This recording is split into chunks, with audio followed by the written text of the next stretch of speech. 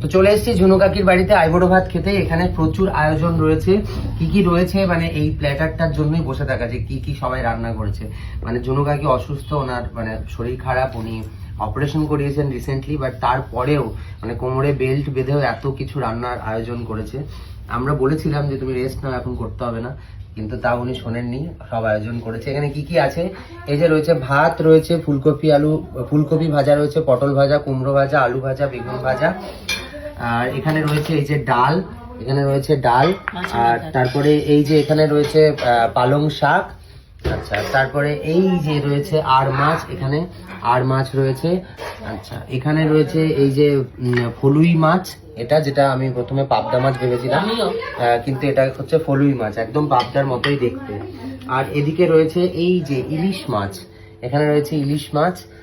আর হচ্ছে এই যে এখানে রয়েছে মাটন, এই যে এখানে রয়েছে মাটন, গরম গরম মাটন কষা। আর রয়েছে দই, মিষ্টি, পাঁপড়, স্যালাড, মানে একটা বিশাল আয়োজন। আর এই যে ঝুনু কাকি এখনো কোমরে বেল্ট বেঁধে বেঁধে উনি কাজ করে যাচ্ছেন এখনো।